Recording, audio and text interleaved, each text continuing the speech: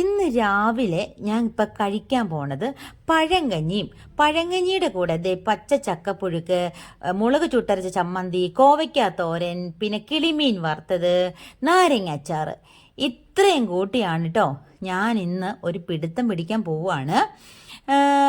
അടിപൊളിയാണ് കേട്ടോ.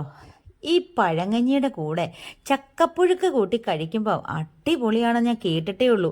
പക്ഷെ ഇത്രയ്ക്ക് ടേസ്റ്റ് ആണെന്ന് ഞാൻ വിചാരിച്ചതേ ഇല്ല കേട്ടോ.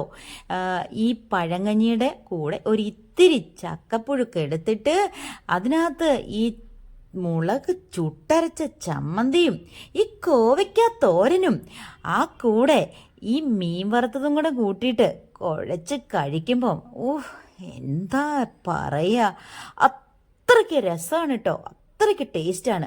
കൂടെ തൊട്ട് നക്കാൻ്റെ അച്ചാറും പിന്നെ പറയണോ.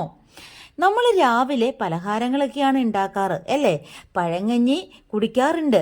പക്ഷെ ഈ പഴങ്കഞ്ഞിയുടെ കൂടെ ഈ ചക്കപ്പുഴുക്ക് കൂട്ടിയൊരു കോമ്പിനേഷൻ ഉണ്ടല്ലോ, ആ കൂടെ ഒരു ഇത്തിരി തോരനും പിന്നെ ഒരു ഇത്തിരി ചമ്മന്തിയും തൊട്ട് നക്കാൻ അച്ചാറും പിന്നെ മീൻ വറുത്തതും കൂടെ ഉണ്ടെങ്കിൽ പിന്നെ എന്താണ്, അത്രയ്ക്ക് അടിപൊളിയാണ്. ഇങ്ങനെ കഴിച്ചിട്ടില്ലാത്തവർ എന്തായാലും ഒന്ന് കഴിച്ചു നോക്കണം കേട്ടോ. ആർക്കും ഇഷ്ടാവാതിരിക്കില്ല, അത്രയ്ക്ക് പൊളിയാണ്. ഇത് കഴിക്കുമ്പോൾ വയറിനുള്ളൊരു സുഖം, മനസ്സിനുള്ളൊരു സന്തോഷം, അടിപൊളി പറയണ്ട. അപ്പോൾ അത്രയുള്ളൂ. നമ്മുടെ ചാനൽ ഇഷ്ടപ്പെട്ടാൽ സബ്സ്ക്രൈബ് ചെയ്യുക, ലൈക്ക് ചെയ്യുക, കമൻറ്റ് ചെയ്യുക, ഷെയർ ചെയ്യുക. അപ്പോൾ ശരി.